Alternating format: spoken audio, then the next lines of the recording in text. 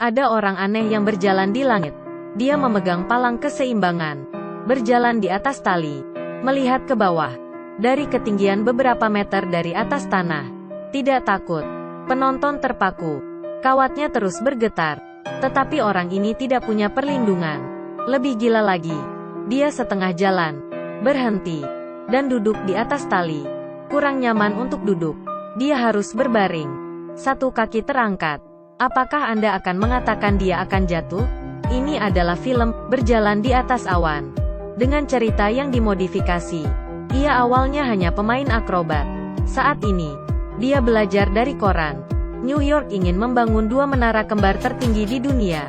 Dia sangat bersemangat. Kesempatan untuk menjadi terkenal datang. Tapi, dia sangat natural.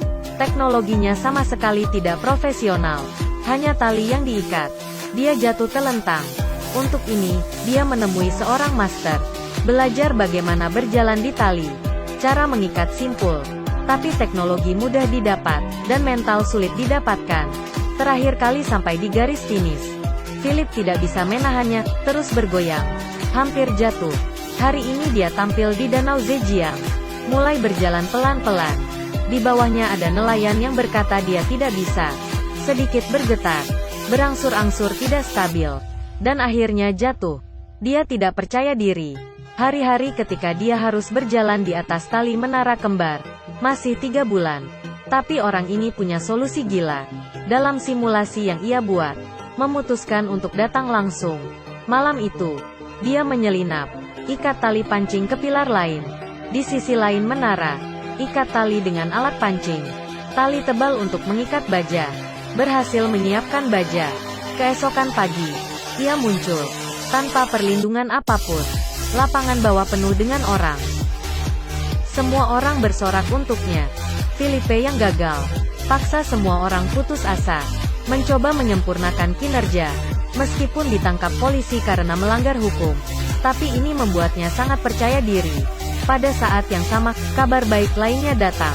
2 menara kembar tertinggi di dunia sudah dibangun. Orang itu datang ke menara dengan penuh semangat. Bangunan itu langsung menuju ke langit. Dia sangat bersemangat. Naik ke atas. Berjalan di atas balok. Berani untuk melihat ke bawah. Langit terlalu tinggi. Tapi Philip tidak takut. Bersemangat. Tapi belum dimulai. Tinggal bersama. Untuk memasang kabel di menara. Tapi itu tidak boleh. Tanpa tali pengaman. Philip bahkan lebih marah. Pertengkaran guru dan murid. Tapi dengan kata-katanya, akhirnya mereka setuju untuk membantunya. Kemudian dia berdiri di atas tali setiap hari.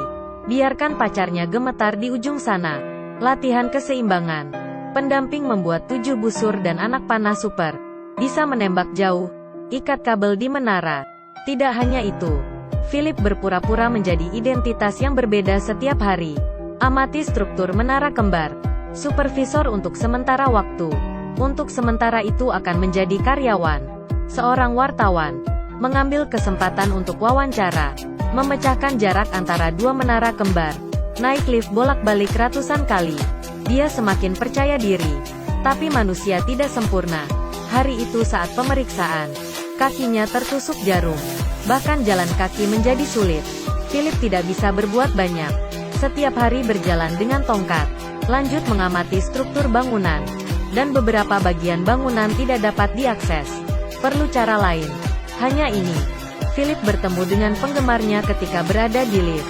Orang ini pasti melihat penampilannya. Philip dengan cepat menariknya masuk. Ternyata dia mengizinkannya masuk dan keluar gedung. Philip juga membutuhkan intercom. Harus kabel lama. Karena nirkabel akan dimonitor. Di toko, dia berbicara dengan bos. Bos memperkenalkan 2 orang. Mereka bekerja di kapal. Dapat membantu mereka. Jadi begini. Philip mengumpulkan orang temannya. Di penghujung hari, grup ini dibagi 2 tim. Grup pertama ketiga temannya turun di Menara Utara. Rekan yang bekerja di Menara Utara pergi ke kantor. Sampai malam. Kemudian keluar untuk memasang kabel baja. Dan Philip akan ke Menara Selatan yang paling sulit. Ada yang belum selesai. Tidak bisa masuk dan keluar. Mereka berpura-pura menjadi pekerja renovasi. Menipu penjaga keamanan. Tapi di lantai bawah. Ditahan oleh mandor. Semua orang sudah selesai. Mereka tidak boleh naik ke atas. Kemudian, Philip hanya dapat mengatur agar dapat berbicara. Sampai semua pekerja pulang. Mandor akhirnya setuju. Sampai di lantai, baru didorong setengah jalan. Rodanya tiba-tiba pecah. Mereka harus membongkar barang di tempat. Ketiganya bekerja sama memindahkannya. Kemudian saat itu, tiba-tiba penjaga datang. Temannya berteriak, menyuruhnya untuk sembunyi. Philip menyuruhnya kabur lewat tangga. Dia dan rekannya bersembunyi. Mereka duduk di atas balok baja. Membuat kesalahan akan jatuh ke dalam jurang. Lebih menakutkan, Jeff, rekannya, takut akan ketinggian. Philip menghiburnya. Ambil pulpen. Buat lubang di kain. Amati situasinya. Menunggu selama 7 menit. Akhirnya petugas itu pergi. 2 orang itu berani keluar. Sekarang sangat gelap.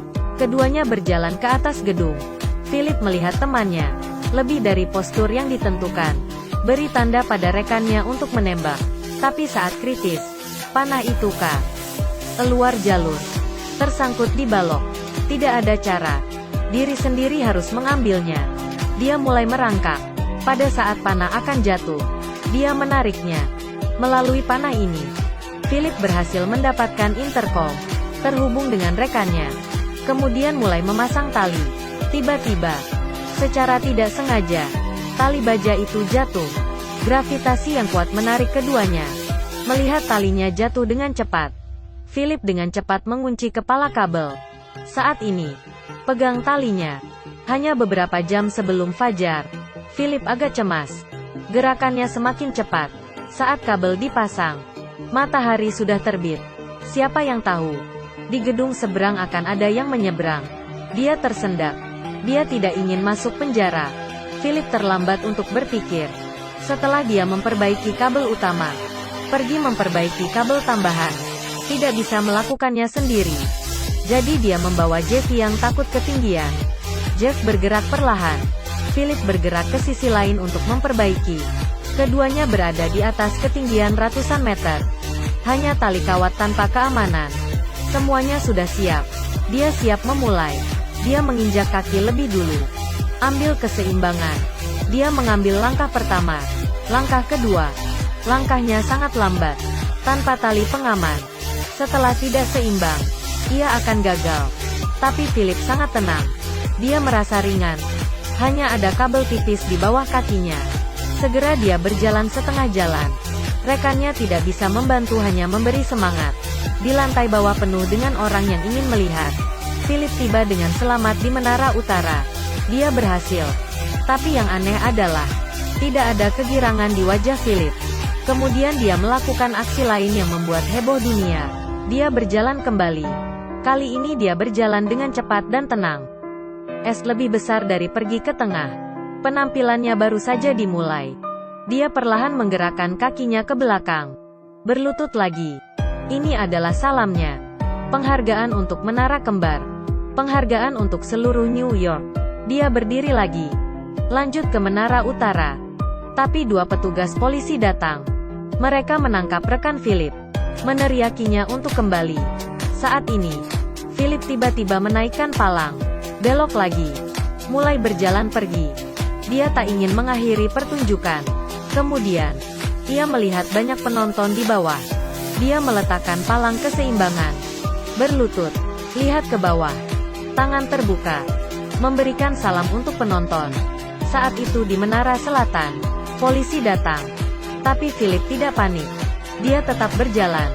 Mengangkat palang keseimbangan sekali lagi. Berputar. Dan kembali lagi. Dia meletakkan palang. Dengan satu kaki di atasnya. Polisi melihatnya. Polisi tidak bisa bernapas. Philip menikmatinya. Dia berjalan ke tengah. Jongkok. Berbaring di seutas tali. Melihat ke awan. Menikmati keindahan dengan tenang. Saat itu, seekor burung keluar dari awan. Tatapan matanya tajam. Ini pertama kalinya ia sadar ia berada di ketinggian. Dia merasa terancam. Dia harus kembali. Tapi saat itu, tekanan besar membuat balok kayu hancur. Bagian penahan hampir hancur. Philip kakinya tergelincir. Hampir jatuh. Seluruh perangkat mulai tidak bisa menahannya. Bahkan lebih menakutkan, Dia perlu berjalan untuk waktu yang lama. Kakinya sudah berdarah. Tapi saat kritis, dia menahan pikirannya lagi. Kembali mengangkat palang keseimbangan. Dengan kemenangan, selangkah demi selangkah kembali ke menara. Akhirnya, kejutan. Philip menyelesaikan kejutan ini. Uptime sama dengan 0.4s, lebih besar dari setelah turun. Dia ditahan untuk pertama kali, tapi di lantai bawah. Semua orang bersorak dan bertepuk tangan bak pahlawan. Bahkan polisi yang membawanya ke bawah memuji dia. Reporter berbondong-bondong. Mereka semua ingin mewawancarai pria ini. Dan Philip tersenyum. Saya menyukai hal ini dan rela menukar dengan hidup saya. Kemudian, setelah meninggalkan kota, ia menerima izin permanen ke Menara Kembar. Dia bisa datang kapanpun dia mau. Mengenang saat-saat ia di puncak dalam hidupnya. Ini adalah keajaiban langka dalam hidup manusia. Dengan berdirinya Menara Kembar, ini juga hal unik. Di mata banyak orang, orang ini tidak waras. Tapi dalam sejarah, tidak peduli apakah dia gila atau jenius. Yang penting adalah, sekarang adalah masa depan. Orang-orang yang berjalan di kota ini, melihat ke langit. Mereka dapat melihat, seorang pria bernama Philip Plath pernah terbang